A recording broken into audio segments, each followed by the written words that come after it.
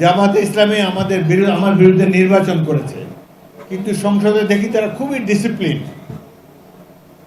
তারা পাশের লোকের সাথে কথা বলে না, নিয়ম কানুন মেনে চলে, ভদ্র আচরণ তাদের। আগেও বিরোধী দল দেখেছি আমি, 7টা সংসদ দেখলাম, এরা অনেক ভদ্র। শুধু একসময় আমাদের মিত্র ছিল, এখন ক্ষমতা যাওয়ার আশা হয়েছে, সেজন্য বিরোধী দল করছে। সকলের সাথে সদ্ভাব রেখে চলে। বাংলাদেশে যেখানে যাই হোক, লালমোহন তজুমুদ্দিন যেন শান্তির দ্বীপ হিসাবে গড়ে ওঠে, এটাই আপনাদের কাছে কামনা। অন্য দল করার কারণে, এমনকি আওয়ামী লীগ করার কারণেও কারোর প্রতি খড়গহস্ত হবেন না, কারোর সাথে খারাপ ব্যবহার করবেন না। লালমোহনের শান্তি দেখতে চাই। অনেক বয়স হয়েছে, জীবন সায়ান্নে আপনাদের সাথে কথা বলতে এসেছি। আমি হতাশ হই, আমার দীর্ঘদিনের কর্মকাণ্ড নষ্ট হয়ে যাক, এটা এমন ধরনের কাজ আপনারা কেউ করবেন না।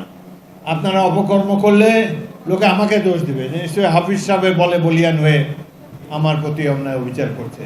আমি কখনো কোনোদিন অন্যায়কে সমর্থন করি না। রাজনীতি করা খুবই কঠিন। আমি লালমোহন এবং তজুমুদ্দিন 2 থানায় খুঁজে বেড়াচ্ছি একজন দুজন সৎ মানুষ, যাদেরকে আমি দায়িত্ব দিলে দায়িত্বটা পালন করবে, যারা ন্যায় বিচার করবে, অন্যের সম্পদ আত্মসাৎ করবে না, গরিবের উপর জুলুম করবে না, সবসময় ন্যায় বিচার করবে। এইরকম মানুষ পাওয়া বড় দুষ্কর। আমি এখনো খুঁজেই বেড়াচ্ছি। আমি ভাবি যখন আমি থাকবো না, তখন আপনাদের কে দেখাশোনা করবে? আপনাদের উদ্দেশ্যে বলতে চাই, স্পিকারের পদটা খুব সম্মানের পদ। এই 18 কোটি লোকের রাষ্ট্রের 3য় ব্যক্তি, প্রেসিডেন্ট, তারপর প্রধানমন্ত্রী, তারপর স্পিকার। কিন্তু স্পিকারের কোনো কাউকে কাজ দেওয়ার ক্ষমতা নাই, চাকরি দেওয়ার ক্ষমতা নাই, টাকা পয়সা দেওয়ার ক্ষমতা নাই। স্পিকারের খালি সংসদের মধ্যে হ্যাঁ বলুন না বলুন এটাই আছে, কিন্তু সম্মান আছে। আমি রাজনীতি করছি সম্মানের জন্য। আল্লাহ এই দেশের 3য় ব্যক্তি সম্মান আমাকে দিয়েছে, এই জন্য আল্লাহ রাব্বুল আলামিনের কাছে অনেক শুকর। কিন্তু একজন 3 বার মন্ত্রী হয়েছিলাম। মন্ত্রী হয়ে অনেকের অনেক উপকার করা যায়।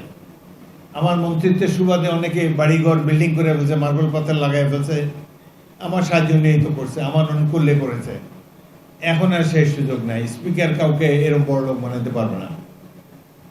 তবে সেজন্য আপনার মন খারাপ করবেন না। সকল পরাজিত প্রার্থীর মনোবেদনা। কিন্তু এখন নির্বাচন তো হয়েছে 5 বছরের জন্য, কিন্তু তাদের মন মানে না কিভাবে একটা সরকারকে টানিয়ে নামানো যায়। 2 মাস হয় নাই বয়স, এখনই ওটা টানিয়ে নামাতে চায়। তারপরে এখন বাংলাদেশে বহু বছর পর প্রকৃত গণতন্ত্রের স্বাদ পেয়েছি আমরা। বহু বছর পর একটা সুষ্ঠু নির্বাচন এই গত 12 ফেব্রুয়ারি তারিখে আপনারা দেখেছেন। অনেক কষ্ট আপনারা সবাই করেছেন। মাফিয়া সরকার আগে পলাতক ছিলেন, ঘর বাড়ি থেকে দূরে ছিলেন, বাবা মার জানাজায় আসতে পারেন নাই, মিথ্যা মামলা জেল কেটেছেন, গায়েবী মামলার আসামি ছিলেন। আমি প্রার্থী হয়ে ঘরের মধ্যে বন্দী ছিলাম। একটা নির্বাচনে ঘর থেকে বেরোতে পারি নাই, বন্দী। পুলিশ বাহিনী আমাকে ঘিরে রেখেছে বাসার মধ্যে। কত অন্যায় অবিচারের উপরে কাটিয়েছে। চিকিৎসার জন্য ভারতে যাব, এয়ারপোর্ট থেকে আমাকে ফেরত নিয়ে আসছে। 5 বার গ্রেফতার হয়েছে।